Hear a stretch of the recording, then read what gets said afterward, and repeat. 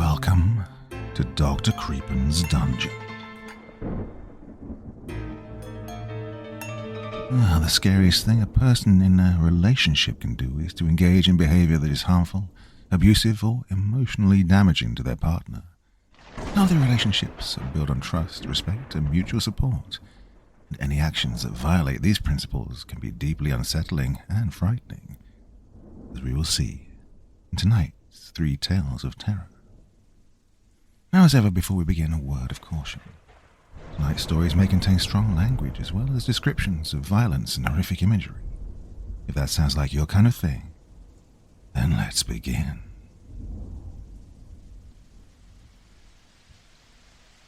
My Date with a Hello Kitty Girl by Weird Bryce Guy. I stare down at my pale, exsanguinated corpse, at its deflated, fractured skull. She'd left it on a slab of white rock in the rubble-strewn belly of a quarry. As a threat, a promise, flirtation. I picked through the pockets, scavenging what I could. I was so hungry. I hadn't eaten in days. There hadn't been anything on the last body, though I didn't spend much time looking at that one, given the abominable state of it. Washed ashore on that absurd, nightmarish beach with its inexplicably vibrating sand, the corpse had been bloated and ugly, the mottled flesh teeming with ravenous aquatic parasites. How could I have spent more than a few moments in its unwholesome presence? Using a shovel I'd found in a derelict shack atop the quarry's ridge, I dug a shallow grave and pitched the bloodless corpse inside. I didn't want the thing being consumed by whatever carrion vermin subsisted in the dusty biome, at least not while I still roamed about the area. I was sure that sounds of tearing flesh and blood slurping would reach me, no matter how far I travelled. Once I completed my sepulchral duty, I set out again, following her lingering scent, ever consistent, neither mounting nor diminishing, the artificially sweet yet also earthy tones an alluring reminder of her somewhat libertine hygiene. She bathed, but with no formal regularity. She wouldn't have gone too far ahead, wouldn't have utterly abandoned me in this harsh domain of her design, this willfully induced folie à deux. Conjured by her perverse sense of playfulness and cognomancy, she'd imprisoned me in a metaphysical mind realm, a new level to what had been an ever-increasing yet initially harmless progression of sexual experimentation. Now, physically exhausted and mentally strained from having come across corpse after corpse, all bearing my image, I wanted only to find her and end the horror, even if it meant prematurely ending, or at least sterilizing, our intimacy. The date had gone on long enough. I followed a winding path through low yet indescribably menacing vegetation, bushes and hedges which somehow intimated an aura of malignancy, as if evil, or thoughts of such a nature, horrorously emanated from the flora itself. The sun, if you could call the pathetic sallow sphere hanging in the sky such a thing, barely managed to penetrate the dim umbrage of the shoulder-high shrubbery. A wan gloam, auguring not just night, but something more ominous. Eventually I reached the next corpse, singularly crucified in a vast moonlit desert. Despite the chill, which had arisen without my conscious notice, yet nonetheless felt at once intolerable, the corpse appeared to glow with a soft warmth. Drawing closer, I felt an actual emission of heat from its starkly naked form. Tentatively, more so out of a desire to warm myself than any want for contact, I touched the bare chest. The whole corpse then burst into flames, and I recoiled in horror at seeing the once closed eyes flash open in sightless reanimation. The jaw went slack, unhinging down to the chest, and a roar of unrelatable agony erupted from the revenant's throat. Then the corpse started to thrash about, spasmodically yet uselessly, the detaining nails solidly affixed to the perdurable wood. There was a darkly savory aroma of cooking meat, and I was reminded of the pork chops I'd had a few days prior. I waited for it to end, sickened beyond thought. But the dead body heaved and struggled tirelessly, and the flames burned on as if the flesh were perfect kindling, ever replenishing or simply inexhaustible. Finally, after hours of this grisly animacy, my shock subsided and the horror of the moment transformed into a more manageable disgust. Bracing myself against the desert's daunting vastness and paradoxical cold, I continued my journey. I found her in the middle of a murder. As I summited a dune, I came to find her standing over a simulacrum of me, which she'd made to kneel before her. She held a black trident overhead, poised to impale my doppelganger through his chest. My trek through the desert had ruined me, had diminished my spirit to something less than a man, and any sense of identical kinship that might have compelled me to come to his aid was utterly absent. The trident shone brilliantly, though my eyes couldn't tell if the light was lunar or solar in origin. Nonplussed, I watched her drive the weapon, shaped out of some obsidian-like stone, into his body. The crunch of it sounded too normal, like something you'd hear during dinner. There was no auditory gravity to the penetration of the chest by that triple-bladed tool, and I felt nothing beyond what one might feel upon seeing one's place of work at the start of yet another dismally monotonous day. The dread was there, but it had long ago become digestible, suppressible, nearly inert.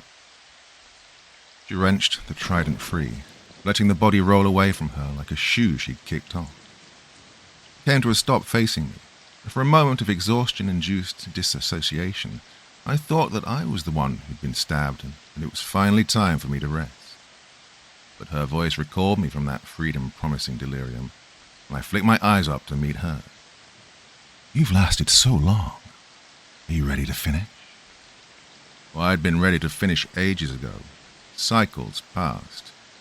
Weakly, barely possessing the energy to perform the gesture, I nodded my head. The whole environment, hazily, erratically sunlit, like a madman's deranged rendition of a summer prairie, seemed to tremble with the motions, and I stumbled a bit, even though I hadn't moved my feet. She smiled and clapped her hands together. A breeze blew through the field, briefly lifting her sable hair and giving a greater view of her pale, lightly freckled cheeks.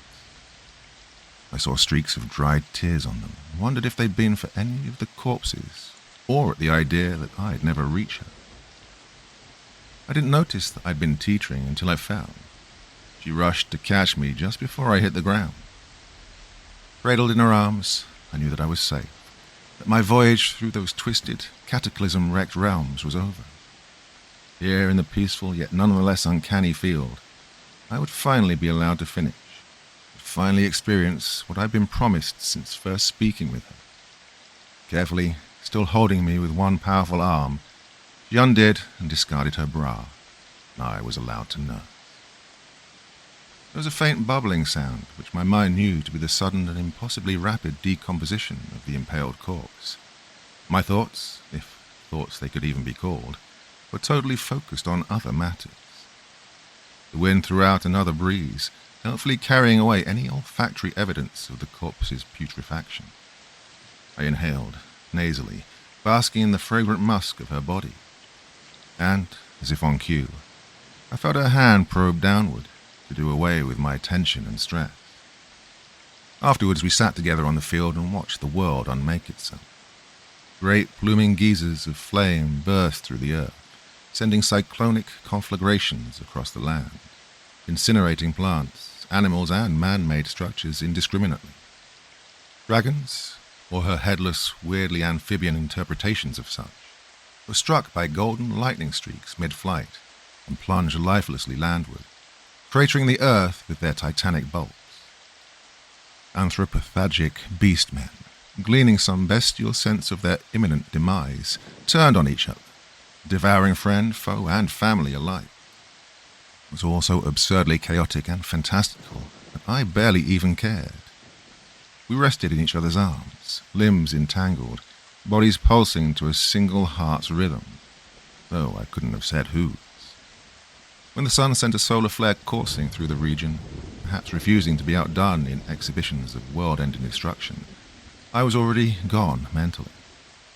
I had already joined her in a far-flung telepathic abysm wherein naught but our love existed.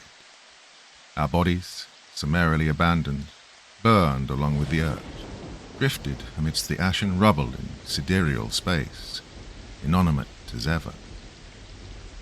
Begrudgingly, I opened my eyes to the ceiling, whereon were plastered various anime and bodybuilding posters. Hello Kitty paraphernalia, some of it distinctly new, stared at me from atop crowded shelves. The bed shuffled, and she hopped out before I could turn to her. My eyes tracked her litheness as she rounded the bed, heading into the bathroom. I felt weak, depleted, and had I not promised to meet with friends after, I probably would have fallen asleep. My body still somehow ached from the weeks-long exertion through the dreamscape, the eldritch experience neither entirely imaginary nor fully real, but having happened in some indefinable state betwixt the two potentialities. Flesh and spirit couldn't tell the difference. She returned from the bathroom with a bottle of ointment. For a terror-flushed second, I suspected the worst in a mundane sense, that she'd been harboring something and hadn't told me. But then I remembered the multi-triangular sigil she'd branded on my chest with her witch magic at the beginning of our date. Placidly, I let her apply the burn ointment. Her fingers traced the inflammation tenderly, flicking away black specks where the flesh had been charred by the sorcerer's branding. As she soothed my flesh, she murmured incantory lyrics in some time-forgotten and profane-sounding language. My mind swooned, lulled almost to mental dormancy by the outre hymnal verses. Once fully applied, she withdrew a bandage from her nightstand. I was too tired to wonder at its peculiar presence there, and gently patched up her work. I was hers now, had been claimed as her lover, and more. She drove me back to my home. It was basically catatonic, where my friends were waiting to meet me. Seeing me in such a physically sapped state, they crowded around me and cast resentful glances toward her, but I waved away their burgeoning animosity. She'd done me no wrong, no matter what harm would come to my flesh. She left me in their care, promising to again summon me to her home sometime soon. She'd been a demoness at some point in the early periods of antemundane time, but dwelt among Hayden flame forms and feral incubi in the sweltering furnace of some proto-hell. Millennia after that, a swamp-sired witch who brewed and concocted blasphemous victuals for dumb or merely short-sighted peasant folk. And now, she's a goth mummy, wavefool, and Hello Kitty girl, all rolled into one ridiculously hot amalgam. She terrifies me, but I love her.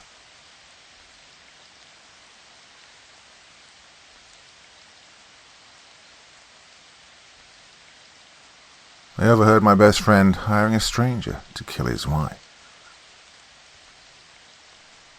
I've always lived in a town with fewer than 20,000 people in it.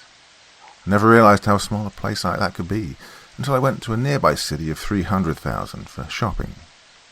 My world felt so enclosed after that trip, I couldn't even wrap my mind around cities with 1 million or more people. I may need to move away from this small town of mine for good, pretty soon though. I can't look at anything here without being reminded of what true horrors humans and monsters can commit. About 3 years ago, a new couple moved next door. Gave them a friendly wave whenever I took the trash out, at the same time as them, or when we bumped into each other in town. And with a town so small, that started to happen pretty often. Jared warmed to me, and soon we became pretty good friends. He worked at home, doing coding, I think. He enjoyed having a person nearby he could talk to, besides his wife. His job had pretty limited human interactions, and it drove him a little stir-crazy at times. Sandra was also very nice, but we didn't have too many of the same interests, so we rarely spoke with each other. They appeared to be the perfect pair, and Sandra started to work as a teacher, and everyone loved her. I honestly never saw another person so accepted in the town so quickly before. It helped that she did a lot of volunteer work. Yeah, Sandra made herself very easy to get along with. It always made me wonder why I never felt the need to talk with her more often. On the way home one day, I saw Jared at the bottom of the path that led off the bridge. I saw him before he saw me. Well, if I crossed the bridge and walked along the half-moon-shaped path, I'd reach where he stood. From where I was, I saw him clearly, but once I got on the path, I would lose sight of him due to the large bushes and trees that grew beside the trail. He was speaking with someone I didn't recognize. Now, in a town this small, everyone didn't exactly know everyone else, but people tended to have seen each other at least once. The man speaking with my neighbor gave me weird vibes. I nearly stopped walking to turn the other way, but I needed to get by them to get home, so I started to walk towards the other end of the bridge. I wondered if I'd called down to them or if Jared noticed me, if things might have turned out different from that. Well, I got closer, the bushes blocking my view of them, and I smelled the odd man smoking and heard their voices. And their words made me freeze in my tracks. Can you make it painless? I do still love her after all. Jared spoke, and he sounded to be in so much pain. How sweet of you to still love your cheating wife. But I suppose I can do such a thing. I may not be able to get it for another week, though. I do have other clients. The other man spoke in a deep smoker's voice without any enthusiasm. Wait, what? Sandra? Cheating? I just couldn't picture that. Those two looked to be so much in love with each other, more so than any other couple I'd come across. Jared would step in front of a bus to save his wife if needed. Even if she did cheat, he was the type that could forgive her and not, well, what were they talking about here? Was this man some sort of divorce lawyer? It's who she's been with. That's what I can't forgive. Please, you know what my payment is. If you can make it soon. I just can't live with the thought of her still being around to just keep doing it. Jared trailed off then, his voice cracking. I took a step back and winced at the noise they were making. For a moment I thought they'd heard me from the pause in their conversation, but the other man had just been lighting up another cigarette. I saw part of the stranger through the leaves.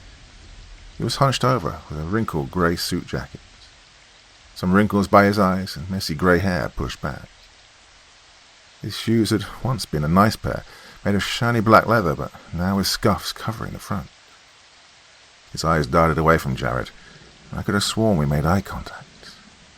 A slight smile came over his face, but he soon returned his attention back to the one in front of him. He didn't bring up the fact that someone had overheard their conversation. I finally clued into what I'd been hearing.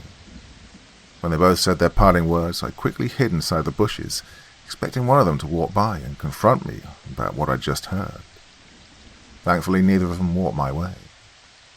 Jared kept walking towards home, and the man walked off in the other direction when he hit the end of the trail. Well, I just couldn't understand what had just happened. My best friend had just hired someone to kill his wife. Cheating or not, this was too far. My stomach turned in disgust. I trusted Jared. I thought the world of him. This simply didn't make sense. I didn't know what to do. Confront him about it? Would he turn his hired help on me because I knew the truth? This was out of my hands. I did the reasonable thing and reported it to the police. Our town had a small station. I was distantly related to one of the main detectives, and I saw him once a while on the rare family gatherings. He sat down with me and I told him what I'd heard and asked him to have a look into it. He also agreed that this didn't make much sense. As far as anyone could see, Jared and Sandra weren't having relationship problems or money issues. I doubted Jared would have killed her for some sort of life insurance, and he did say she was cheating when talking to the strange man. I gave a description of the hired killer and felt terrible I didn't have much else to help with the case. The detective told me to act normally around them if Jared spoke with me. He didn't want me poking around trying to get information and tipping him off that I knew something. Well, he thanked me for coming over, said he'd have someone looking into this right away. Before I left, he asked if I was going to go to our grandmother's birthday party at the end of the month. I told him I was thinking about it. We then spent a few minutes trying to work out how we were related exactly. We figured he was an uncle-in-law and left it at that. In small towns, everyone was related to everyone in a distant sort of way. I found it pretty hard to sleep knowing a plot against Sandra was going on next door. Would Jared really wait until the hitman did his job, or take matters into his own hands? Was he being cruel to her? Could I really do anything else to help? God, all these questions nearly drove me crazy. I stayed in my house, worried I might run across Jared, and he'd find out that I knew his plan just by looking at me. After 3 days, the station called, asking me to go in and answer some more questions. Well, I walked in and was guided into a small interrogation room. My stomach sank. I asked if Sandra was all right. Well, yeah, they said she was fine, and they treated me fairly well. I mean, they weren't accusing me of any crime. They just wanted to see if I knew anything else I might not have told my distant uncle when I came in last. Have you ever used their computer? Just borrowed it for a second to look something up. Or their phones. Did you notice anything odd in the search history? A female officer asked. I shook my head. I didn't have a clue what she was talking about. Well, they have a pool, right? Did they have parties with younger teens before? Any kids you think they weren't related to? Well, she pressed, expecting some sort of answers. I sank in my chair, thinking back to the summers they spent after they moved here. Yes, they did have some pool parties, but I always assumed those kids were relatives. I never really saw the kids, just heard them from my backyard. I didn't even look to see if the same kids came by the next year. Yeah, they had younger teens over. I'm not sure of their ages. From the sound of things, no one over 16, but I never really looked. I just heard the parties. Hey, what's this about? Hey, did Jared... I asked, but couldn't finish my sentence. Did Jared have those kids over for a reason? Did Sandra know and threaten to turn him in? He hired someone to take care of her. He might have been lying to the hitman about the reason he was asking for his services. I shook my head, feeling sick and the world now spinning. This wasn't right. I knew these two. Jared wouldn't hurt a fly. He was so quiet and gentle with everyone. Hell, if you raised your voice at him, he'd back down. If he did the things they were suggesting, he wouldn't be able to keep it hidden for long. He'd turn himself in. Then again, I didn't think he would ever hire someone to kill his wife. He spoke for another hour, and I didn't help at all. At least, I didn't think I did. A knock came to the door, and I nearly jumped out of my seat by the side of the man who came inside. I stared right into the face of the man who'd been hired to kill Sandra. His outfit now a black crisp suit and hair neatly fixed. The officer noticed my reaction, and then looked towards the man, not knowing who he was. I sputtered out he was the hired killer, but he took out a badge to hand to the officer.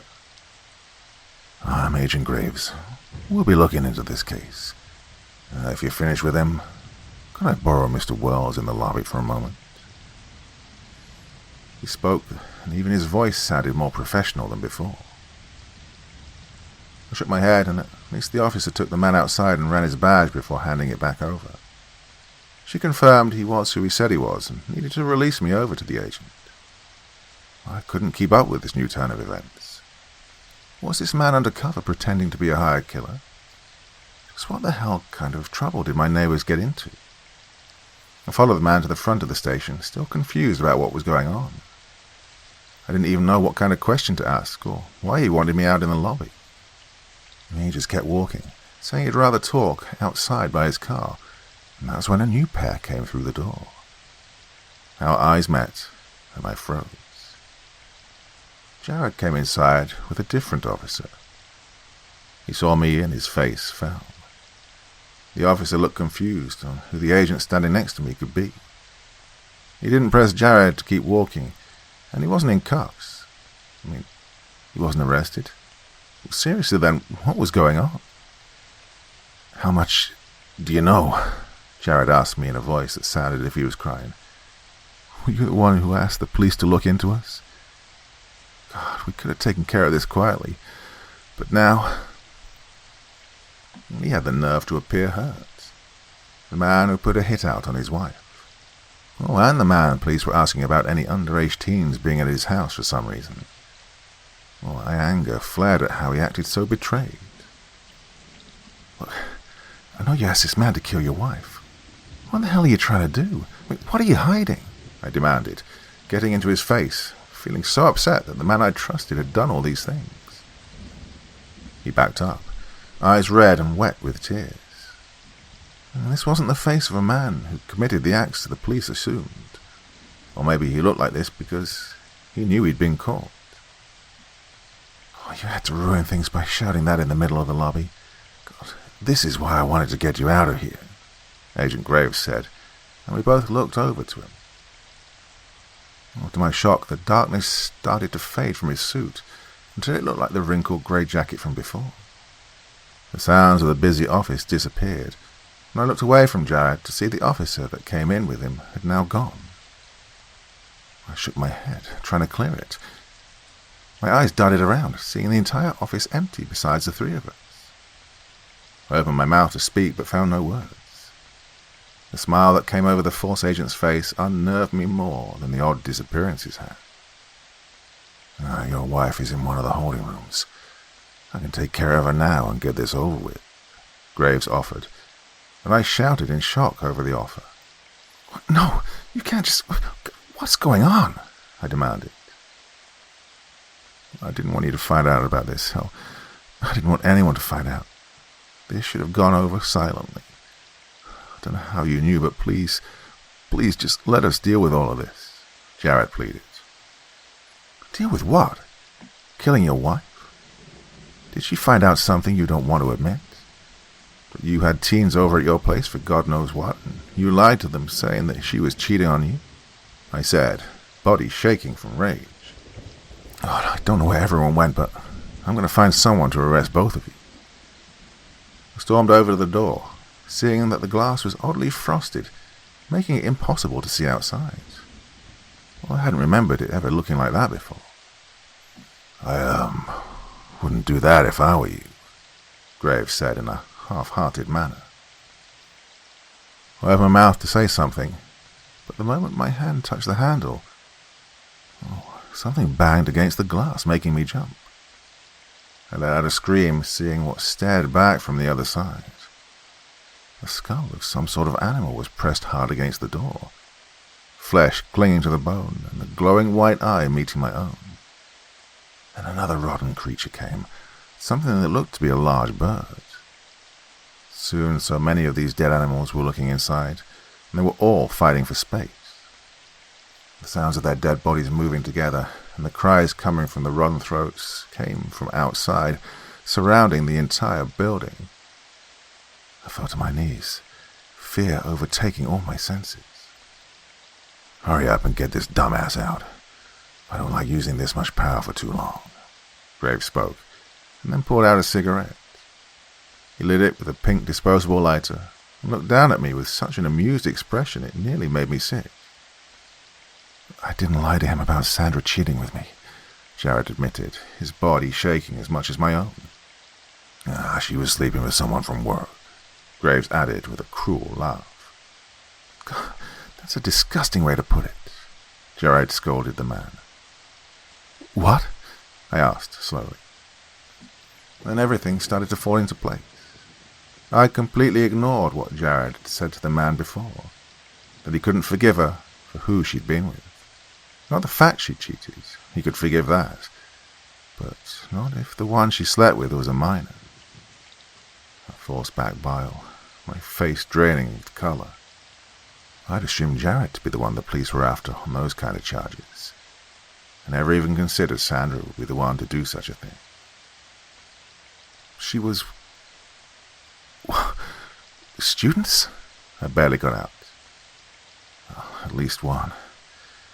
I didn't want to believe it because I love her, but everything made sense. I've been so blind to it. I don't know how many or how long this has gone on for. I should have seen this earlier because I was only 15 when we started dating. I did the math in my head. I always assumed Jared looked a bit too young for his age. He'd been lying and adding a few years all this time. Sandra had been 20 when they started dating. God, that wasn't dating, that was a crime.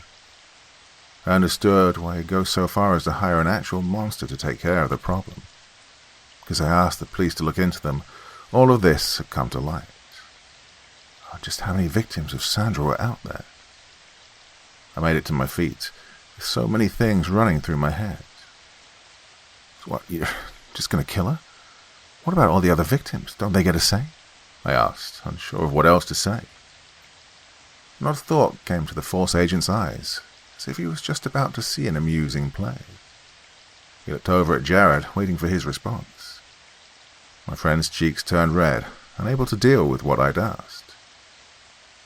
You got into our business when you don't know anything about it, I told you we could have dealt with this silently. I don't think the ones she's hurt want to be dragged into all this. They could have gone on with their lives knowing the one that... He stopped his rant, unable to say what the wife he loved had done to her students. Look, they don't need to go through people talking about it. It's better just to do it this way. You think it's better. You don't know how the others feel. She should be punished by the law, shouldn't she? And even if everyone agrees that she should be killed, you shouldn't be the one to burden this. You can't live your entire life dealing with the fact that you had Sandra killed. I mean, you still love her. There's nothing wrong with that, I pointed out, well aware I really didn't have any right speaking in this matter. Jared was the victim here. He'd been one for years, but that didn't mean he needed to be weighed down with the aftermath of Sandra's crimes. He would suffer greatly knowing he'd been the one that caused her death. Hey, look, I won't live much longer after the deed is done. That's my payment. A mad dog is always hungry, so I agreed to let Graves take my life after he's killed my wife. Jared admitted this in such a calm tone, it frightened me more than anything else that had happened. My eyes went to the man listening to us.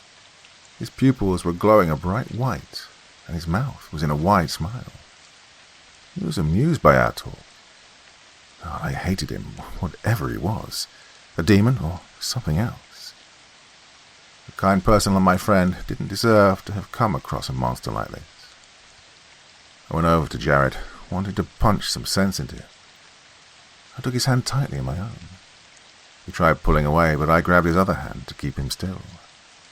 He'd always been a pushover after all. Don't you dare. I'll admit I have no right to say if Sandra should be killed for what she did or not. I'm not the one she hurt, but you're not taking the easy way out. That's selfish and you know it. There are too many people who care about you to let you do such a thing.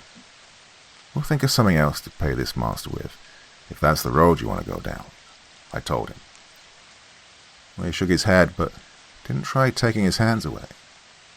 His face was on the verge of breaking down into tears. I'd never seen anyone he introduced as family, and didn't really know of any other friends. Did he have people in his life that cared besides his wife and myself? Well, he answered that unspoken question right away. You're the only one who'd miss me. It'll be selfish of you to make me stay, he said in a soft voice. Well then, I get to be selfish. You're not letting this monster eat you, and that's my final offer, mister. I even managed a small, weak laugh after I spoke. Well, I was being unreasonable. Anyone could see that. The monster wearing a human face watched us, as if he was seeing an entertaining movie. I swear he just needed a bucket of popcorn. I stared at him, trying to figure out what to offer him in exchange for killing Sandra. Well, I didn't want to do so in the slightest, but I doubted at this point we could talk ourselves out of the situation. Someone was going to die today, and I wanted to limit it to only the one person who committed the crimes. Hey, would my arm be enough? Or a leg? I offered in a cracked voice. Jared pulled his hands away and grabbed my shoulders, trying to talk me out of my offer. He shook me until I needed to look directly at his distraught face. You can't do this. You can't give up anything for us. This is our problem and... Well, I cut him off, saying the first thing that came to mind. I love you, man. Not in a romantic sense, but I don't think that lessens how I feel. If you think it's best she dies for what she did, then we'll commit that crime. You'll always be suffering with or without her. Now let me take the burden of the payment. You're already carrying enough. The silence came over us, only filled by the noises from the dead creatures still lurking outside. My friend was at a loss for words, so the monster he'd hired broke the tension. He started to snicker and made an attempt to cover it for a second. But soon he was laughing so hard he needed to put his hands on his knees, the laughs turning into a coughing fit. Well, I felt a bit offended by this scene, but I took it. I stood in front of Jared, and the man straightened up, rubbing the tears of laughter from his eyes. Oh, did you have a cough drop or something? I hurt my throat from laughing so hard. Jeez, when I think I know humans, you drop funny shit like that. Graves said, his voice hoarse. I didn't want to give him anything, but Jared, being the kind person he was, found a hard candy in his pocket and handed it over. I pushed Jared back behind me, trying to protect him from this creature. I didn't even know how these two could have met. I think Graves sensed Jared's problem and swooped in to take advantage of it. Well, which is it? What do you want from me in order to finish Jared's request? I asked, staring down Graves. No, you're not going to get hurt because of me. It's not right, my friend protested. I moved my head to look at my friend, and in that brief second, Graves got inches away from my face. He hunched over, nearly grinning from ear to ear. Well, I stepped back, taking Jared with me.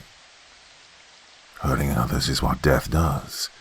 Death is pain no matter how the person dies. It's a force of nature that deserves respect. That woman's gonna die because you hired me to do so. People are gonna be harmed from that action. You cannot back out of all this after getting this far, Graves said, his tone low and dangerous. I tensed, waiting to hear what the price might be for this request. Jared came from behind me, trying his best to talk Graves out of the whole thing one last time. Please, take whatever you want from me, or just walk away. I can't let my only friend get hurt from my mistake, he begged. Graves stood back up and shook his head. He held out the wrapper of the hard candy between two fingers, the shiny foil catching the light.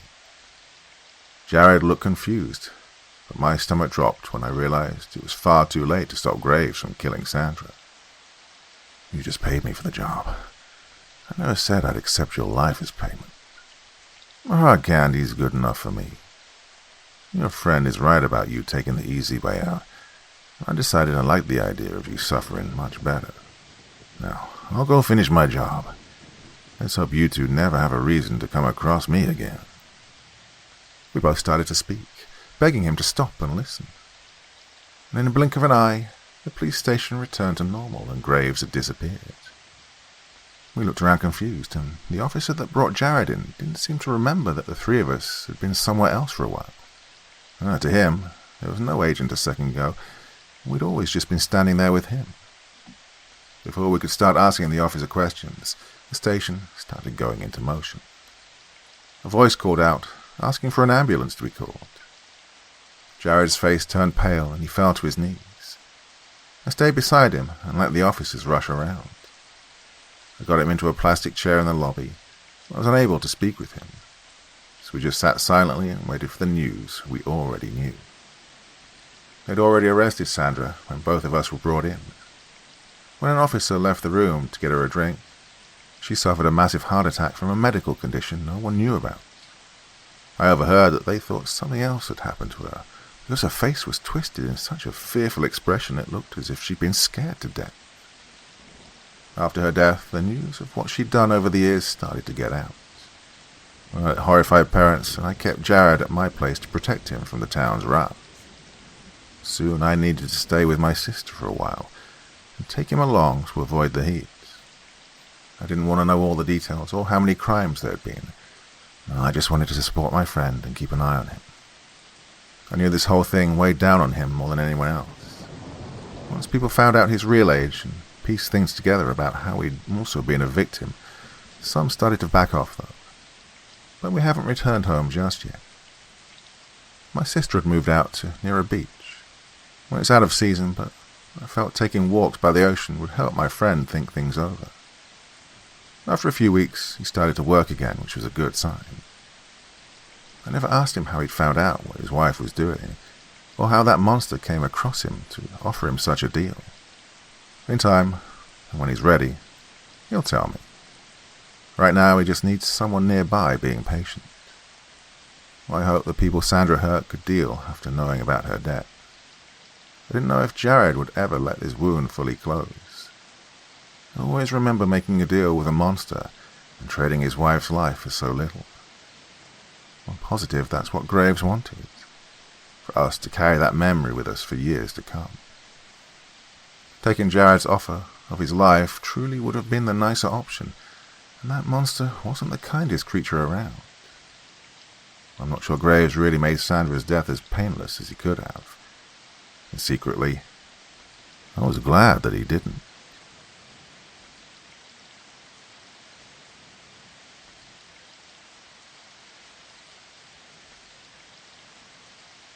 I met her at a party my friend Matt had organised last year. Although the party was big with lots of people there, she stood out from the crowd immediately. Red hair, blue eyes, full lips, voluptuous figure. She was mesmerising in an otherworldly manner which I can't explain. I couldn't take my eyes off her, and soon she noticed my voracious glances and returned them. At the time I hadn't even thought about approaching her. With her amazing looks, she had a lot of wooers around her, but seemed bemused by every single one of them. That's why, when I grabbed a beer and turned around to see her standing right in front of me, I was so startled I almost spilled my beer all over myself. "Hi," she said with a curious smile, ignoring my clumsiness. Hi back," I said, trying my best not to stare at her cleavage. "You're a friend of Matt's. I haven't seen you before." "I am. My name's Jake." "Maria," she replied, and we shook hands. At the time, the only thing I could think of was, what in the whole of hell was wrong with her that she had decided to talk to me of all people at the party? You want a drink?" I gestured to the plethora of booze on the table. No, I don't drink. I'll take a Coke Zero, though," she jovially said, as she bent forward unnaturally to reach the Coke can on the table, making her breasts even more prominent in that position. I remember wondering at that point if she did that on purpose to tease me, or if she was completely oblivious to the sight she was displaying. My bet was on the first one, and it invigorated me to strike up a conversation with her further. "So, what about you? How do you know Matt?" I asked, my brain desperately trying to conjure up some smooth lines, but only sputtering out the most basic sentences. "Oh, he and I used to be neighbours when we were kids, and played together almost every day during summer. We just kind of stayed in touch over the years, as improbable as that sounds." "Wow, can't believe he's never told me about you all these years." I tried to be more daring, the beer taking more control than I was. "Now, Matt and I used to hang out a lot more frequently before, but he never told me about Maria. He did have a lot of friends, though, and it's not like we sat around talking about his friends all day." She smiled and took a sip of her Coke, maintaining eye contact with me the whole time. Just then, a new song started playing, and Maria gasped with a grin on her face. "Oh, I love this song. Want to dance?" She winked, gesturing with her head for me to follow. My testosterone was already out of control by then from being in the proximity of a woman of such appearance, so I didn't need to be asked twice. Grabbed her by the hand and took her to the middle of the room, among the other drunken guests. Maria and I danced for hours, which says a lot about me because I absolutely hate dancing. I remember in my intoxicated state seeing Matt give me a weird glance with his eyebrows raised when he saw me with her there. After a while, things got heated, and Maria and I began making out and grinding on the dance floor. I continued drinking along the way, and with my lack of self-control over booze, I guess I blacked out at some point. I woke up in the morning with a throbbing headache, the sunlight coming through the window blinding me. I grunted and opened my eyes with great difficulty, observing my surroundings. I was in the bedroom of my apartment. There was a note on the nightstand, written with almost perfect handwriting. "See you soon, Maria." There was a lipstick imprint in the shape of lips under that. I flipped the note over, looking for a number or a way to contact her, but there was nothing else. I cursed loudly for not remembering anything about the fiery night last night that I'd probably had with Maria, or having any way to contact her back, but at the time my biggest concern was my throbbing head. I spent most of that day laying in bed, and around 4 p.m. I got a call from an unknown number. "Hello?" I answered, expecting a call from a marketing or insurance agency. "Hey, Jake." A playful female voice resounded on the other side. Hi," I said, trying not to give away my confusion. "It's Maria. Remember me?" she asked playfully again. "Oh, Maria, hi. Yeah, of course I remember you. How was the party for you?" "Well, the party was okay. But the after party was amazing, she giggled. I laughed awkwardly. Say, did Matt give you my number? I asked. Oh, I got it myself. While you were sleeping, I used your phone to call myself. Oh, okay. Oh, I wish I could say that this raised some red flags, but the part of me which was into Maria decided to ignore such a creepy fact. More so, I was glad she'd called me. Hey, Jake, do you want to go out somewhere tonight? She asked. Out? Tonight? I was taken aback by this, but still a pleasant surprise. Yeah, sure. How about we go to a quieter place tonight? That's a great idea. I could hear the excitement in her voice over the phone. Boss Cafe, 8 p.m. Yeah, sure. Do you want me to pick you up somewhere, or... No, it's okay. See you soon, Jakey. Can't wait. I dressed up fancier than last night and put on an expensive perfume to make up for the intoxicated state I was in at the party. Maria was already seated at a table in the restaurant, looking even more enthralling than last night. She wore a tight, fancy red dress that matched her hair and brought her bodily features to expression. I felt my temperature going up right away. It wasn't from the restaurant's heating.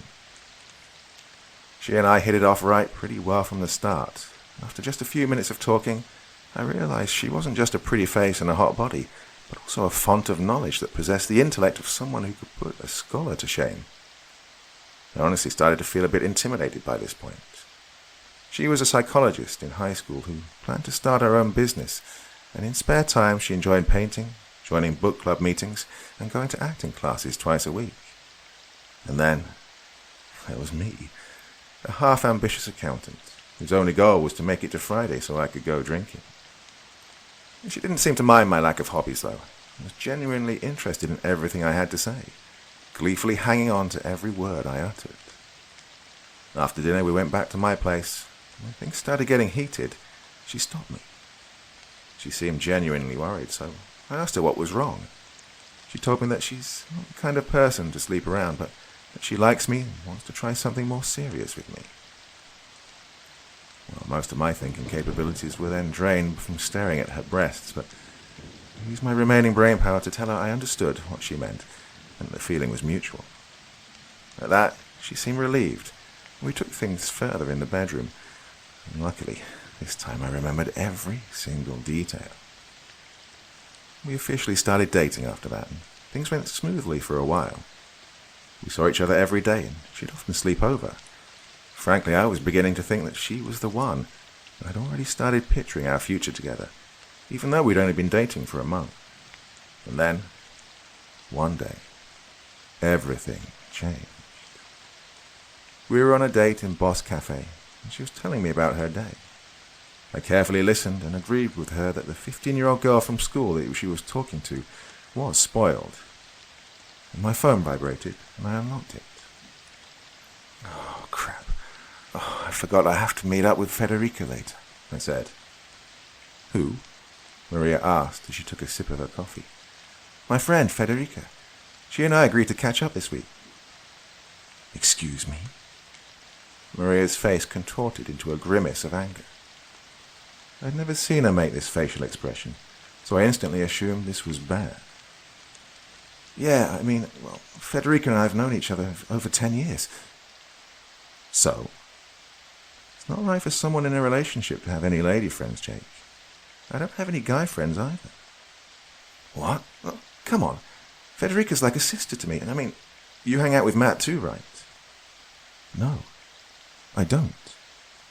I blocked him on all my social media when you and I started dating. Men and women can't be friends. There's always a chance for something more to happen between them. Are you serious? Look, I'm not forbidding you from hanging out with guys. It's perfectly normal to have friends of the opposite sex, as long as you're just friends. Well, I don't agree with you.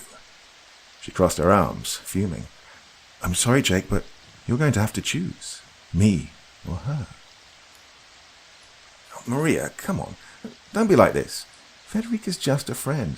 But I'm not going to cut off a friend I've known for 10 years over someone I've known for a month. Please don't make me choose. if you won't cut her off, then I want to be with you every time you hang out with her." "No," I said sternly. "But you'll get to meet her, but I can't drag you to..." Before I managed to finish my sentence, Maria stood up and threw her coffee in my face. The nearby guests of the restaurant glanced in our direction as Maria stormed out, furiously stomping her feet. I wiped my face and shirt futilely with a napkin, trying to pretend like everything was okay. I asked for the check from the waiter, and tried to keep a straight face and politely excused myself out of there. I'd probably not be going back there any time soon. An hour later, I was at Federica's place and we were catching up, talking about old times, when my phone buzzed. I unlocked it and saw that I'd got a message from Maria. It said, "How can you be so selfish?" I replied, "I'm sorry if I hurt you, but try to understand my side. We'll talk about it later." I continued chatting with Federica when my phone buzzed again. It was Maria again. "No, we will not. I won't change my stance on this." "Is everything okay?" Federica asked, possibly noticing my frustrated facial expression. "Yeah, everything's fine," I said, turning off my vibration and putting my phone in my pocket. I did my best to put my argument with Maria to the back of my mind and enjoy my time with Federica, but she could sense my frustration, so we agreed to meet again another time. When I arrived home, I pulled out my phone and loudly said, "What the f..." when I saw the countless notifications on my phone. I'd missed calls and messages on every social media website where I was active. Every single notification was from Maria. I skimmed through them in horror, seeing new ones pop up along the way. The messages started accusatory, saying things like, "You fucking asshole. I can't believe you're so cruel. I bet you're fucking her right now, aren't you?" Then they transitioned into guilt-tripping, saying things like, "I'm crying right now. I'll just swallow my sleeping pills to take my mind off you. I can't believe you'd hurt me like this." And so on. Then they started to change to rationalizing, telling me she loves me too much and only wants to protect me, that she's too afraid to lose me. In between her messages, there were remarks like, "Hello, are you there?" quickly followed by more of her rants. Something clicked in my mind, and I realized right there and then that things wouldn't work out for us. This was too much of an issue to be pushed under the rug. I hated the idea of doing it this way, but I sent her a message. "I think we should break up." She called me immediately, asking me why, with a quivering voice. I explained and she began crying, begging me not to leave her, promising to change and even let me be friends with Federica. I told her that it wouldn't work, and she began guilt-tripping me again, telling me that she loved me and that she was going to kill herself if I leave her. When I told her that those threats wouldn't work, she became aggressive. The last sentence she screamed into the phone before hanging up was, "You'll regret leaving me, you bastard. I'll make your life a living hell. You're going to beg me to take you back." Well, it was the most surreal experience I've had within the span of 4 hours, and although I really liked her, I couldn't go over this sort of thing. Her behavior reminded me of those posts which I used to see online about the cringy overweight guys with fedoras who orbit around women and incessantly hound their inboxes.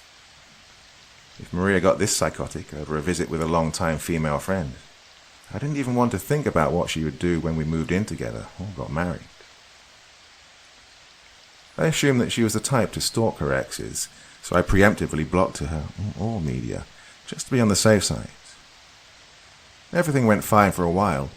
I even met another girl, a friend of Federica's. She and I went on a date and everything was fine at first. She was super into me. We were already making plans for our next date when she decided to add me on Facebook so we could chat more easily. I told her my name and she decided to check out my profile a little while we waited for our food to arrive. She was amused by my pictures of the food I cooked, as well as my workout videos. And all of a sudden, her smile dropped, and her mouth contorted into an expression that looked like she'd just eaten a lemon. I asked her if everything was okay, and she uttered a weak, with a visibly forced smile. From that point, she avoided my gaze the entire time and seemed completely uninterested in the conversation. Well, the date went on for about 20 minutes, when she said she just remembered something she needed to take care of and had to go, saying, "Oh, we'll be in touch." Well, more perplexed than disappointed, I connected the dots that she may have seen something on my profile which wasn't to her liking. But before I could finish that sentence, I got a call from my mum. "Hello?" I asked. "Jake!" She sounded distressed, which instantly put me on edge. "What is that picture you posted on Facebook? God, Aunt Amy had to see it. What were you thinking?" I was, of course, confused by this because I had no idea what video she was talking about. I immediately logged in to see for myself what could have possibly caused such an eruptive reaction. And boy, was there something to be seen there. The most recent posts were normal, but when I scrolled down a little bit, I started to see occasional shares of weird links, videos and pictures, like furry porn and sexual artwork which I don't even want to begin to describe. There was even a post where I apparently wrote something extremely racist and homophobic. The funny thing is that for each link or post I shared, there was a follow-up text of my own, which eerily looked like something I would write, with the typical emojis I use and so on. It made it less likely to other people that I'd been hacked, or more, that I'd had a mental breakdown. What was even stranger was the fact that there were some likes and comments on it, but I'd never been notified. Upon closer investigation, I realized that the notifications had been turned off. I immediately made a post in which I apologized publicly to everyone who'd seen such abominable things and informed them that I was hacked. The damage was already done, though, and by then a lot of people had already booted me out of their friends list. Well, I contemplated deleting my Facebook, but running away from it after such a disaster would only make me look guiltier. 2 days later, at work, my boss called me into his office. I was expecting a promotion around that time, and everyone in the office already knew that I was the best candidate. Even the boss had hinted at me getting the role, so it's pretty much a public secret by then. "Hey, how's it going, Mike?"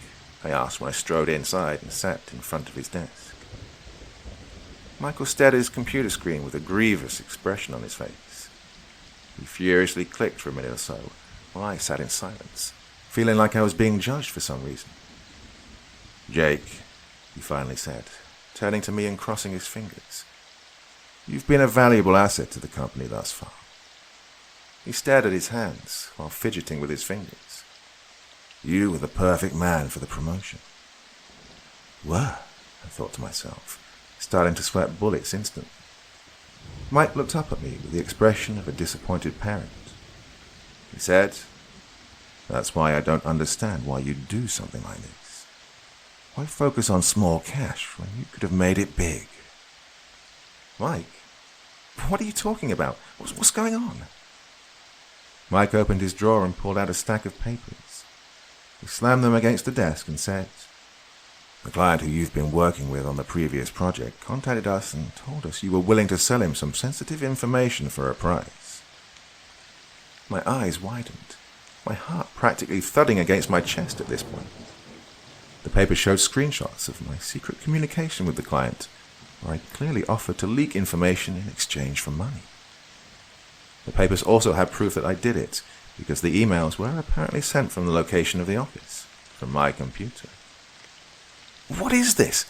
Mike, I'd never do such a thing. Give me a chance to at least I tried to say before Mike interrupted me. "Jake, don't make this hard on yourself. Now you can leave either with a severance package or without it, which already took a lot of strings to pull. Hell, you're lucky that I managed to convince the higher-ups not to press charges against you." Well, the choice was clear here, and there was no use arguing. They had strong evidence to go against my claim. I agreed to Mike's terms, and by the end of the day I was out of the office, followed by the contemptuous glances and hushed whispers of my co-workers. I wish that's where everything ended, but when I got home I had an even bigger surprise. I opened my front door to find my apartment completely ransacked. Furniture was ripped, with sponges strewn all over the place. Dishes were smashed on the floor, The TV and other objects were overturned. It looked like there'd been an earthquake in there. I called the cops immediately, and they showed up within minutes. After a brief search, I realized that nothing of value was missing, and they'd found no signs of forced entry. "Do you have any idea who might have done this?" one of the officers asked. I thought for a moment. The idea occurred to me that Maria could have been responsible, but I had no clear evidence to assume she would go to such extreme lengths, despite being as crazy as she was. It made sense that she would do it, though. She'd vowed to make my life a living hell, and the past few days had been a string of unexplained incidents. I was about to give the officer the name of a potential suspect, when the other police officer emerged from the bathroom. "Turn around, put your hands behind your head," he said. "What? What's going on?" I asked. The officer raised a small transparent bag with little green lumps up to his face. "You're under arrest for marijuana possession," he said. "Wait, what? That's not mine. I don't..." "Sir, don't make this hard on yourself. We can do this in 2 ways. You don't want to be charged with resisting arrest." I complied, my brain spinning 1,000,000 miles an hour. As they escorted me out of my apartment, my gaze fell on a tiny note in the front of the entrance. A note with an all-too-familiar lipstick imprint on it. "See you soon. Maria." This couldn't be happening, I kept telling myself as I was put in the back of the cruiser and taken to the police station. It took a week until I had my court hearing, and I was granted bail of $3,000. Well, it would have been a misdemeanor charge, but the amount of marijuana exceeded it just by a little, and I was sure that whoever framed me had calculated it scrupulously. At the time, I didn't have such money, so I called Matt to help me out. I felt bad for calling him like this, especially given the fact that he and I had only spoken once briefly since the party, but he was more than happy to help me. When he finally arrived to pick me up, he shook his head but smiled. "Dude, having fun without me? Why didn't you conceal your shit better?" he asked. "That wasn't mine," I said. Matt laughed. "Yeah, innocent man, I get it. I totally don't have some on me right now," he winked. "I'm serious, Matt. I was set up by Maria." "Who?" "Your friend, Maria. You know, the one I hooked up with at the party and dated for a month." Matt frowned for a moment, before snapping his fingers and saying, "Oh, right, yeah, the redhead. Oof, that chick was hot, man. Too bad things didn't work out for you two. Hey, wouldn't mind giving me your number so I can try and charm her, eh? I mean, you guys are through, so you don't mind, right?" I stared at Matt in bewilderment. Something was very wrong here. I said, "Matt, she said that she was your childhood friend." Matt shook his head. "No, I thought she was your friend, man." My head started to spin again. Who the hell was this girl, and what did she want from me? How the hell did she manage to sneak into the party without anyone noticing, especially with her prominent features? I thanked Matt for everything he'd done and promised to pay him back as soon as I had the money. As soon as I got home, I unblocked Maria's number and texted her. "Well, you done now, you freaking psycho. You embarrassed me in front of my friends and family. You got me fired and arrested and ransacked my apartment. Leave me the fuck alone, you bitch."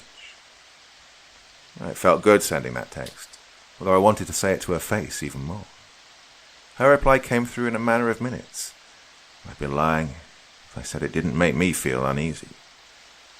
"See you soon," it simply said. I spent the next 2 days cleaning up my apartment and looking for a new job. It was inevitable that I would need to move out, especially now that I was jobless, so I wasn't too concerned with Maria finding me. One day during the week, I went for a walk in the park to clear my head and get my mind off things. It was a nice day and the park was tranquil, with people walking their dogs or taking a stroll with their kids. I sat down on a bench, closed my eyes, and enjoyed the pleasant breeze and silence. "Hey, Jakey," I heard an all-too-familiar voice to my left. I jerked my head in the direction of the voice, and there she was, standing right in front of me, with a wide smile on her face. "Maria!" I stood up, feeling my heart beginning to race faster. "What the hell do you want from me? What do you want?" "Nothing," I was passing and just wanted to say hi. Well, see you around, she said in a nonchalant way, waving her fingers at me before turning around. Well, this made me mad. To ruin my life like that and then just pretend like everything was okay filled me with boiling rage. I stood up and grabbed her by her wrist violently. Don't walk away from me, you bitch.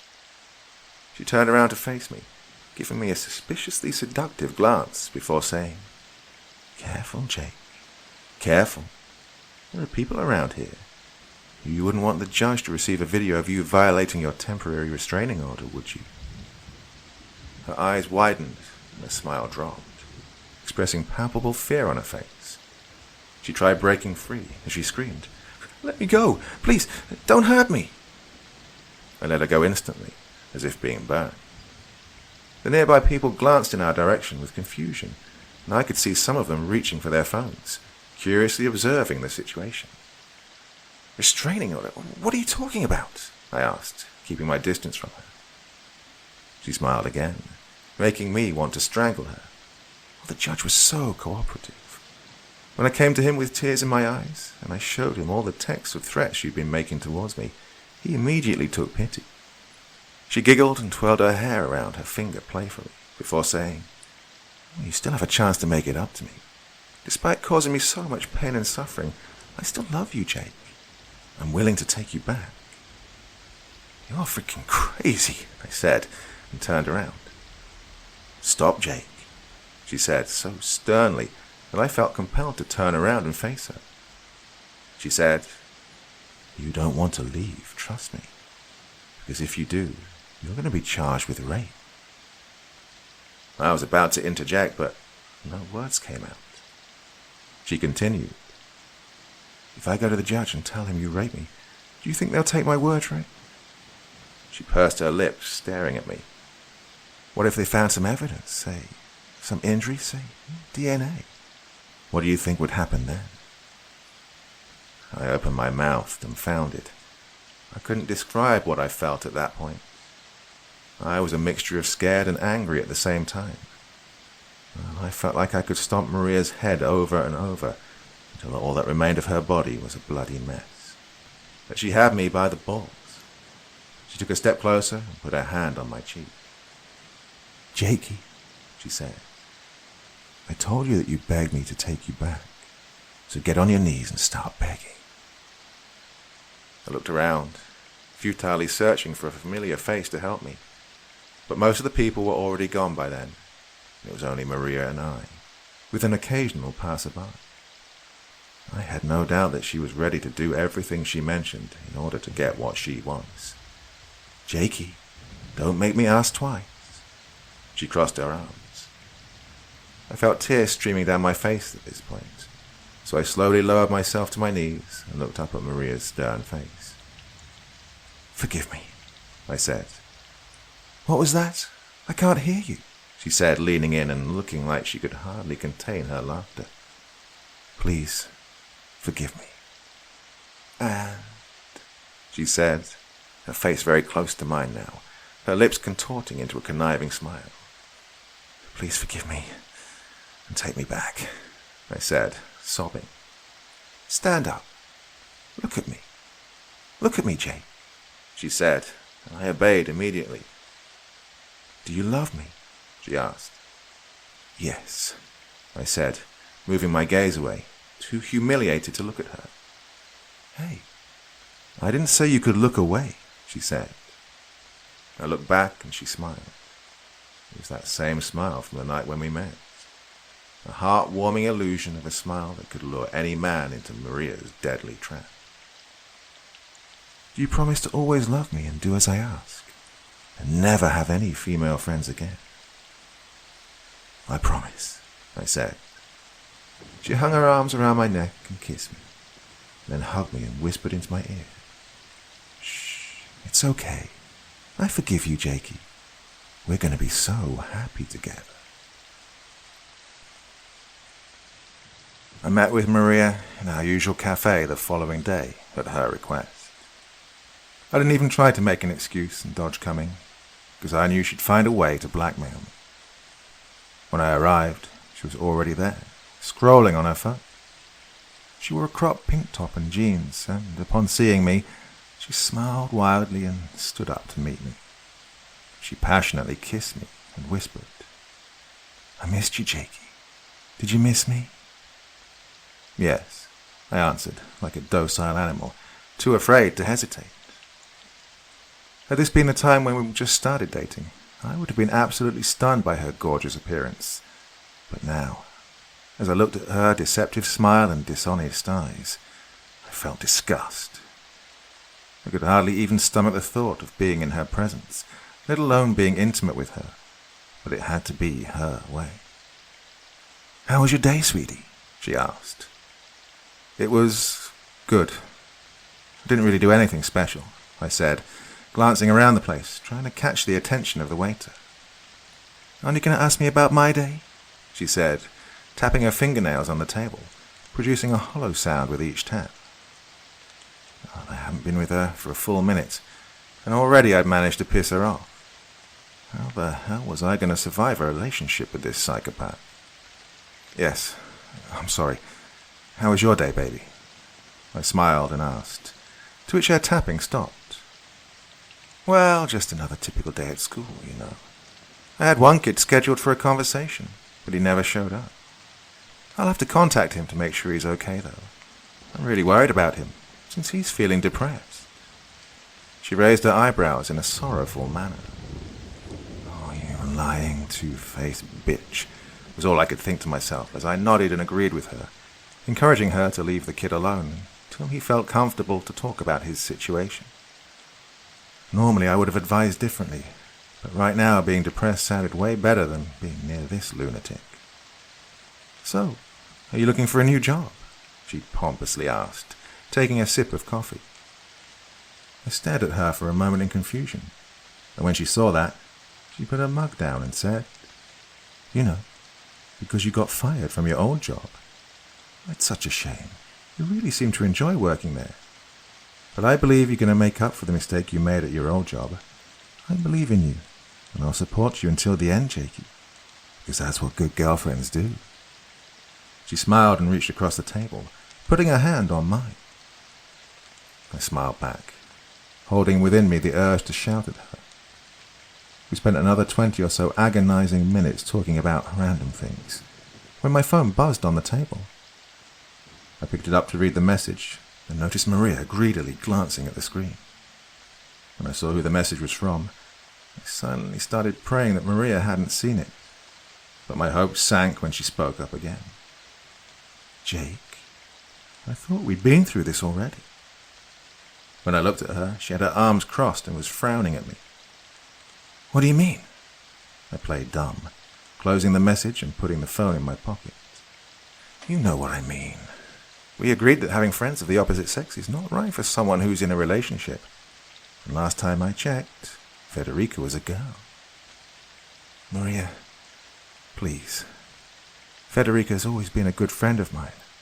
I can't just ditch her after all these years." "Jake, I'm trying to be supportive. I really am.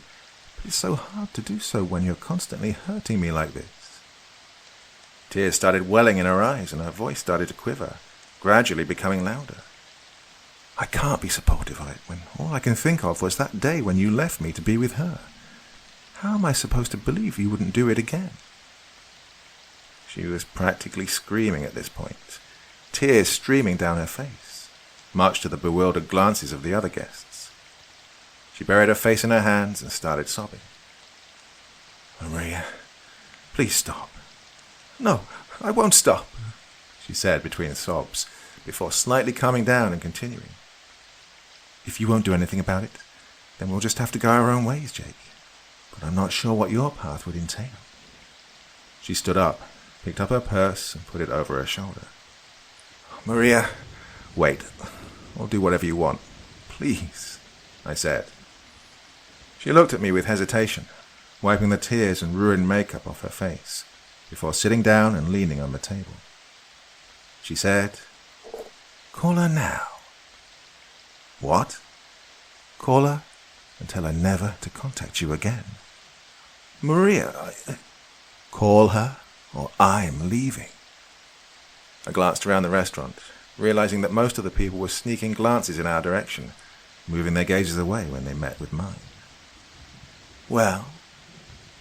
Maria's unrelenting gaze was on me so intently that I felt that it would burn a hole in my head. I pulled out my phone and dialed Frederica's number with trembling hands. After 2 rings, she picked up. "Hey, Jay," she said jovially. "Hi, Frederica."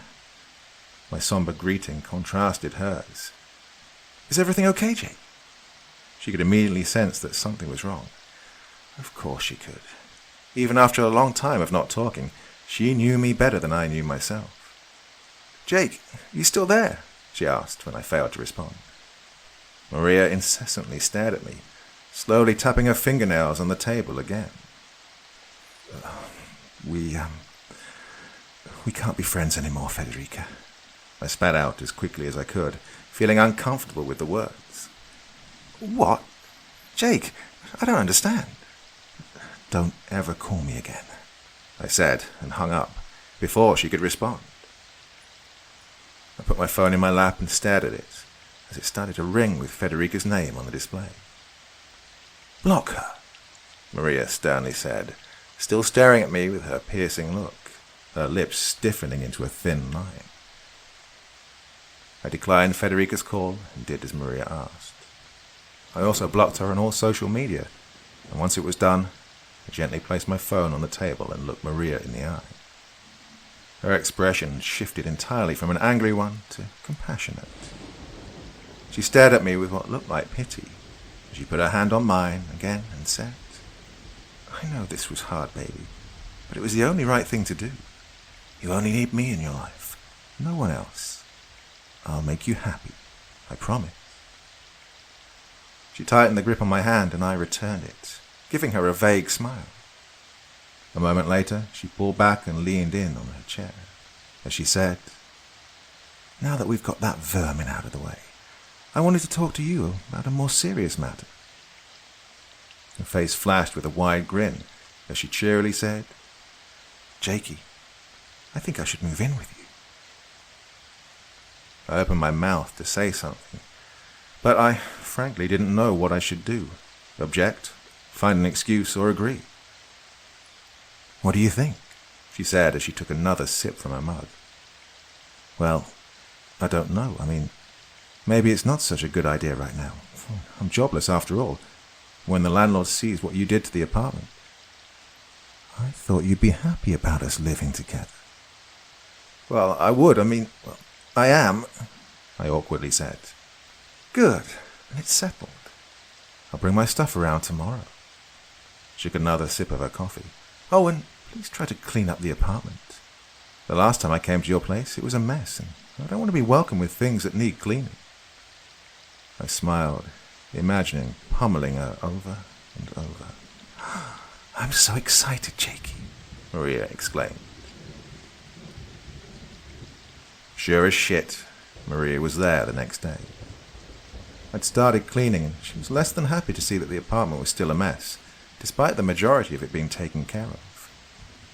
She was frustrated and started taking it out on me, calling me an incompetent half-man, but I ignored her remarks. This sort of life was not going to work. I had to find a way to turn the tables. Having Maria move in was agonizing. Not only did we spend a lot more time together, but I had to be careful about leaving my laptop unlocked, since I was sure she'd go snooping around. Living with her was utterly unpredictable, too. Some days she'd come back home in a great mood and would shower me with love and attention, while other days she'd be irritated, scolding me and shouting over anything I did wrong. As much as I hated any kind of contact with her, I preferred the first option. The only good thing that came out of this was, well, the sex. I was a lot rougher with her than usually, and even though this was good for both my mental and sexual frustration, it was even better that Maria enjoyed it too, so she couldn't tell that it was my way of channeling anger. Or maybe she could, and she just didn't care. Either way, the first few days of her moving in, I barely had any time to spend alone and think about things, but as the days went by and she mentally started exhausting me, I started to consider ways to end all of this. One day, we went to the movies and decided we'd grab dinner afterwards.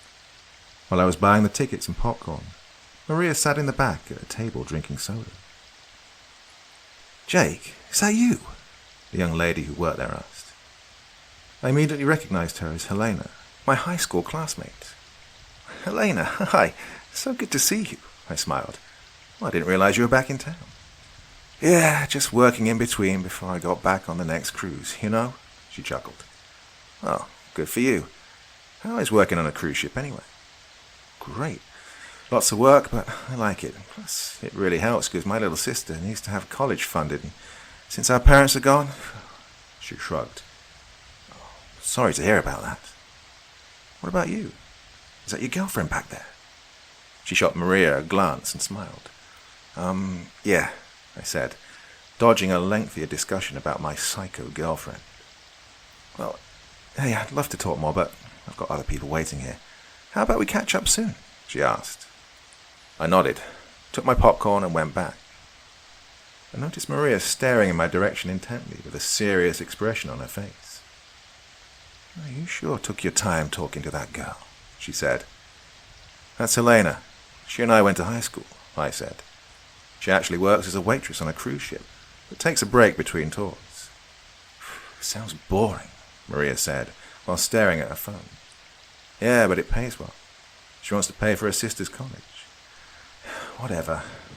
Can we go see the movie now?" I sensed Maria's aggression, since she was rarely subtle when she got angry. I knew we'd have a problem with this later, and unsurprisingly, while we were in the restaurant eating dinner, Maria spoke up after being quiet for over an hour. "Jakey, do you love me?" "Of course I love you, Maria," I said, reaching across the table to take her hand. "And are you planning on hurting me in any way?" she asked, ignoring my hand. I brought my hand back and frowned, saying, "What? No. Why would you say something like that?" "All right, good," she said as she took a bite of her food. "Because you know, if something were to ever happen to me, it would be a bad thing. For you, I mean. And I really can't stand the thought of you getting hurt, baby." I pretended to pay attention to the content on my plate while slicing my steak. I chose not to respond, and we spent the remainder of the dinner in silence. I had a horrible gut feeling the whole night, and the following morning when Maria left for work, but I couldn't really tell why. It just kept nagging at me, warning me about something. Maria came home later than usual that day, and was in an unexpectedly good mood. I tried to stay on her good side for the remainder of the night. The next morning I almost threw up my breakfast when I read the news. "Movie theater employee found dead." There was a picture of Helena on the headline.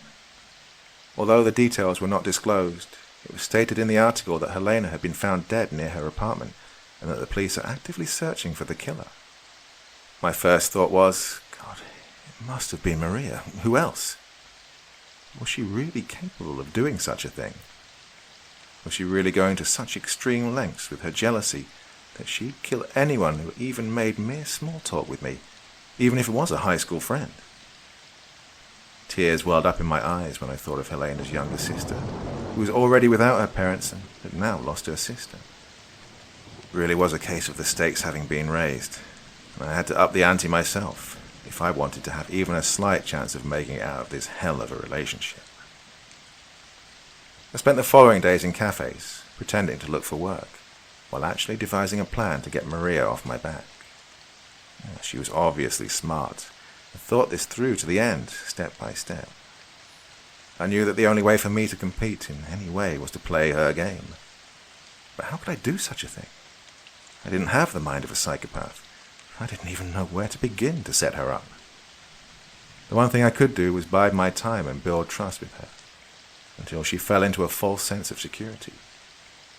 But what then? I could use a recorder to try and get her to confess everything, but my recording in court would be weak at best against her DNA proof or whatever else she had in store. I spent hours every day planning and came up with nothing.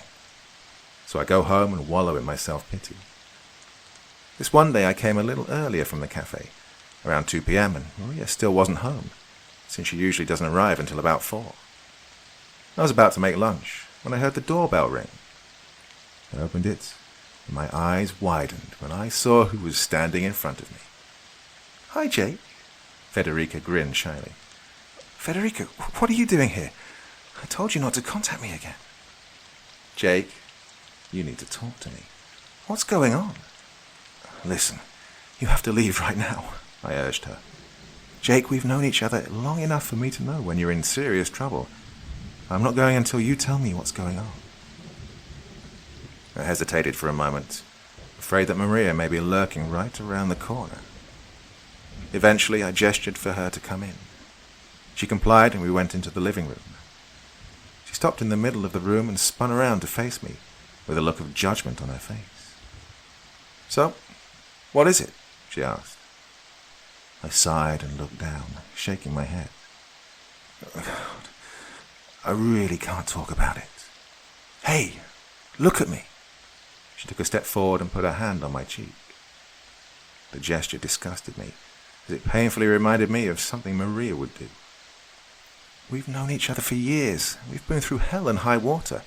Whatever it is, I'll help you, I promise," she said. I sighed once more and looked her in the eye.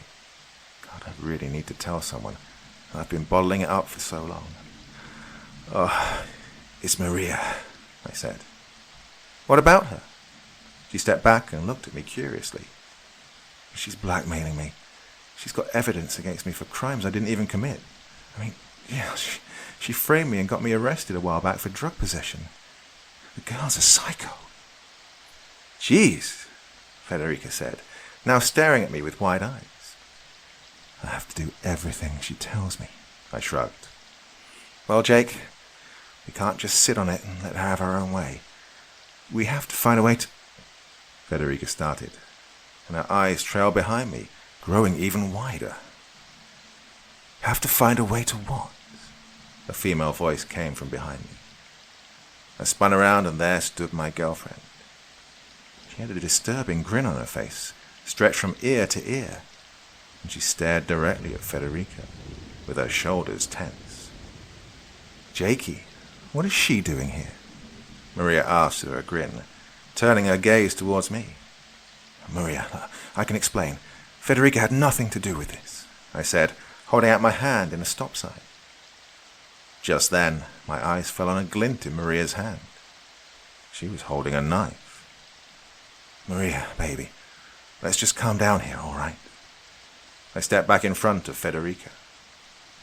Maria took a daunting step forward, still grinning like a crazy person.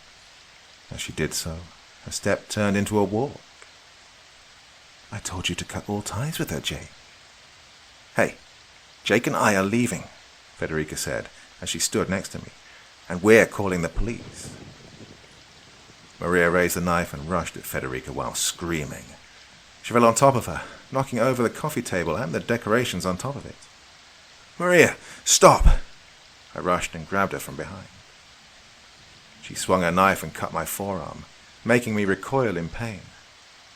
As I did so, I tripped on something and fell, hitting my head on the wall in the process. My vision got blurry and I struggled to regain my composure. Through my blurred vision, I saw Federica and Maria thrashing against each other, both screaming, and then it suddenly stopped. Federica gasped loudly in horror, and it took me a moment to realize that the knife had made its way into her chest. "I told you to leave him alone. He's mine, mine, mine." With each sentence, Maria drove the blade into Federica's stomach, each new stab spraying blood all over the place. "Maria, no!" I shouted, slowly propping myself and trying to stand up, but losing balance.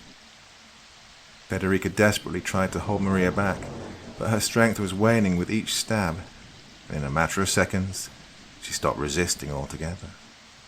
Her arms fell limply next to her body, and her head turned in my direction, her eyes staring vacantly as blood slid from her mouth.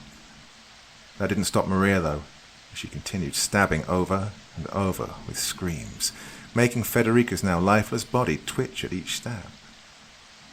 I rushed to Maria and tackled her, She screamed hysterically, demanding that I let her go so that she could finish the whore. "Stop, just stop, goddammit," I shouted, and she seemed to break out of her hysteria, ceasing all struggle and staring at me while panting. I took the knife from her limp hand and stood up, turning to face Federica. It was even worse than I assumed. My friend had so many stab wounds that it was impossible to even count, some of them even going into her neck. A large pool of blood already formed around her body. I grabbed my head with both hands, panic overtaking me. Oh, God, no," I said over and over. "Look what you did, Jake," Maria said in a calm tone. I turned to face her and saw her covered in blood from head to toe. She had a menacing look in her eye as she stared directly at me. "Look where your selfishness got your friend. This is your fault. Why did you make me do it, Jake? Why?" She became hysterical again, her mad look turning into a desperate one as she started crying. "We have to go to the police," I said, panting myself. "Oh, really?" Maria suddenly stopped sobbing. "Your fingerprints are on that knife, and you're covered in blood, Jake. If you go now, there's going to be enough evidence to convict you for life. Marijuana possession, then breaking your temporary restraining order, raping me and killing your friend. You really think it's a good idea to go to the police? You stupid fucking idiot." I looked at the knife, then at Federica's lifeless body once more. Tears formed in my eyes at the sight of my best friend being gone in an instant, just like that. "Well, Jake," Maria demanded, "if you want, I can call the police. I can easily pretend to cry." She buried her face in her hands and said, while weeping, "It was horrible, officer. I tried to stop him, and he pushed me away, just continued stabbing and stabbing and stabbing. Oh, he's hit me before, and I was too afraid to leave because I didn't know what he was capable of." She sobbed violently for a moment, before stopping and looking up at me with a satisfied grin on her face. "So, what do you want to do, Jakey?" she asked calmly. I closed my eyes and dropped the knife. Oh, the rest of the day was a blur. Maria and I spent a long time cleaning the apartment until it was seemingly spotless. I left the living room at one point to wash my hands, and when I came back, the knife was gone. Oh, it was foolish of me to leave it with her, because now she just had extra evidence to use against me. As for Federica, Maria took care of her.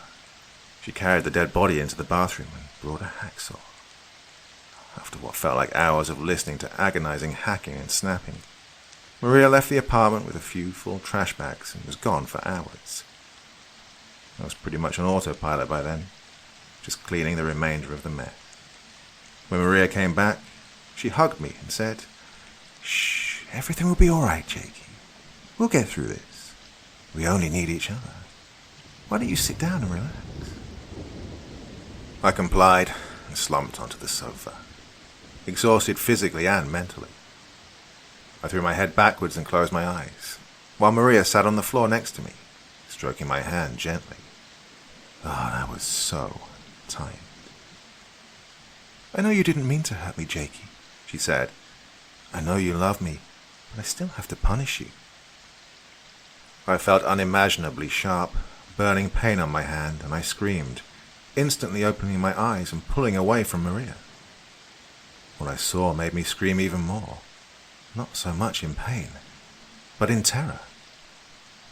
The little finger on my left hand was missing, blood running from the stump. I looked at Maria and saw her holding my bloodied finger in one hand, and in the other, a pair of kitchen shears stained with blood. I stood up, holding my hand, the pain only now starting to fully get to me. "What did you do?" I shouted, taking a step back. "Jake, don't move. You'll get blood everywhere again, and we just finished cleaning. God, call an ambulance." I was in full-blown panic now, but Maria seemed unfazed by the whole situation. "You knew this was going to happen," she said calmly. "I told you to cease all contact with Federica, but you wouldn't listen." "We need to call an ambulance," I said, panting and already covered in blood all the way down to my elbows. They might still be able to reattach it. Maria seemed to get pissed off even more at this, but a moment later she shrugged and said, "Okay, Jake, you're right. Maybe they can reattach it. Go and take it there." She opened the window and chucked my finger out, much to my horror. She sat down on the sofa and pulled her cell phone out of her pocket, as if nothing had happened. So I took the opportunity to run outside and look for my missing finger. After an hour of unsuccessful searching, I started to get dizzy and decided to visit the hospital instead.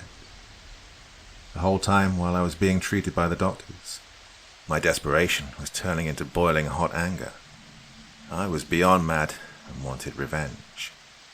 I wanted revenge for Federica, for Helena, for my finger. If there was one thing Maria had that could be used against her, it was her short temper. I had to use that to my advantage. And an idea started to clearly form in my mind. We were at home eating dinner. I clumsily fumbled with my fork, trying to hold it steadily with my mutilated hands. Getting used to living without a little finger may not seem like a big deal, but it impacts your life more than you'd think. Not to mention that your grip becomes a lot weaker without the finger. I was going through bouts of depression daily, but I kept my eyes on one thing: destroying Maria. It fueled me and motivated me to continue living until she was either dead or in prison. Whichever one it was, it would happen tonight. "So, I have something to tell you," she said as she took a bite of her food. "Oh yeah? What's that?" I asked, staring at my plate. She put down her fork and knife and inhaled deeply. She said, "I know you're probably not ready for this, but But what?" I asked, getting a little impatient. My initial thought was that she was going to demand that we get married. "I may be pregnant," she said, awaiting my response. I swallowed, trying not to show any distress. Oh, she was messing with me. I was sure of it. Did she sense what I was about to do? Oh, I couldn't let her fuck with my head. "Well, that's too bad," I said, taking another bite of my food, as if she just told me the most mundane thing ever. I looked up at her, and her expression of curiosity turned into a frown. "Excuse me," she said with a raised tone. "Yeah, it's a shame, because I've got something to tell you too." I laid down my silver and said, looking her in the eye, I met a girl." She stood up, knocking over the chair she was sitting on, and said, "You what? Who is she?" "Maria, calm down. Getting hysterical won't help here." "What do you mean, calm down? Tell me the name of this girl so I can kill her." "What, you mean like you killed Federica and Helena?"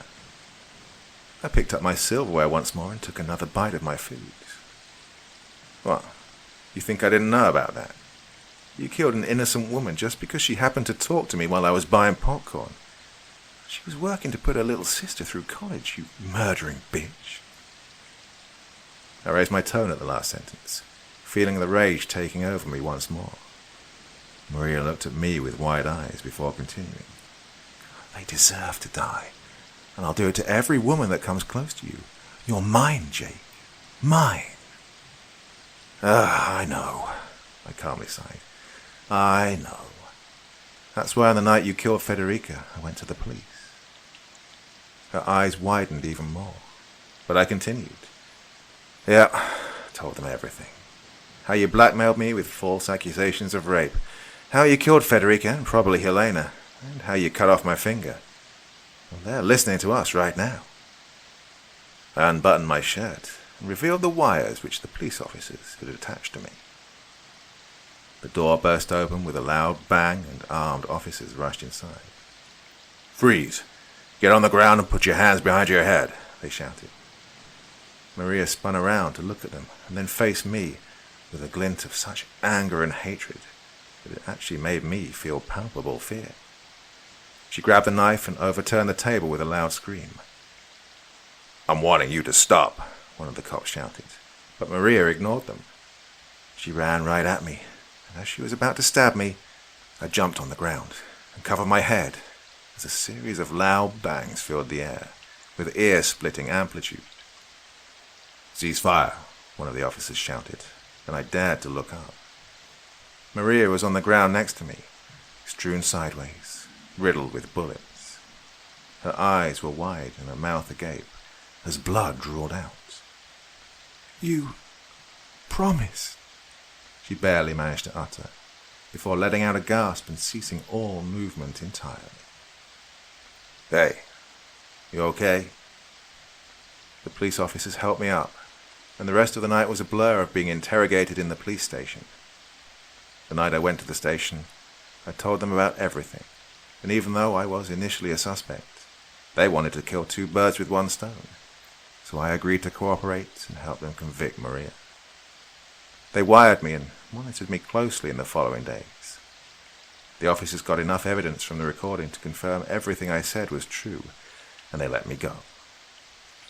The autopsy performed on Maria revealed that she was indeed pregnant, but I felt no pity for that baby.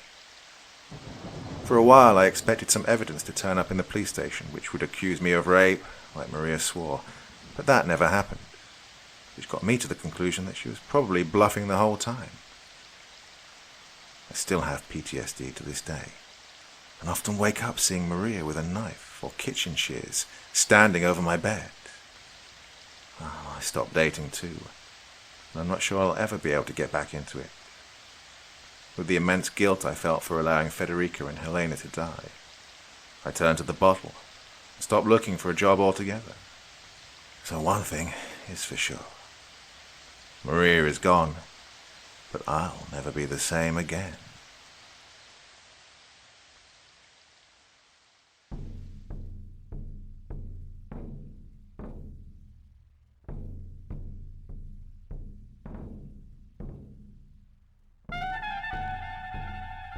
And so once again, we reach the end of tonight's podcast. My thanks as always to the authors of those wonderful stories, and to you for taking the time to listen. Now, I'd ask one small favor of you. Wherever you get your podcast from, please write a few nice words and leave a 5-star review, as it really helps the podcast. That's it for this week, but I'll be back again same time, same place, and I do so hope you'll join me once more. Until next time, sweet dreams and bye-bye.